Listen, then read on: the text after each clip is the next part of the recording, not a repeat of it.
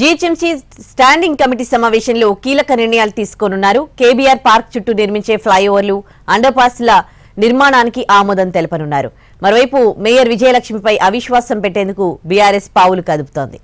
ఇవాళ greater Hyderabad municipal corporation GHMC standing committee సమావేశం జరగనుంది. మేయర్ గద్వాల విజయలక్ష్మి అధ్యక్షతన జరిగే మీటింగ్లో 15 అంశాలపై చర్చించనున్నారు. కాసు బ్రహ్మానందరెడ్డి కేబీఆర్ పార్క్ చుట్టూ రానున్న ఫ్లైఓవర్లు, అండర్ పాస్లు, రోడ్ల అభివృద్ధికి సిద్ధం చేసిన ప్లాన్ కి స్టాండింగ్ కమిటీ ఆమోదముద్ర వేయనుంది. అలాగే కేబీఆర్ పార్క్ ప్రాజెక్ట్ అంచనా వ్యయాన్ని పెంచే అంశానికి కూడా స్టాండింగ్ కమిటీ ఆమోదం తెలపనుంది. హెచ్సిటీ ప్రాజెక్ట్ కోసం 227 చోట్ల ఆస్తుల స్వాధీనం, నారాయణగూడలో మల్టీమోడల్ మార్కెట్, సిఎస్ఆర్ పద్ధతిలో అభివృద్ధి పనులపై స్టాండింగ్ కమిటీ చర్చిస్తుంది.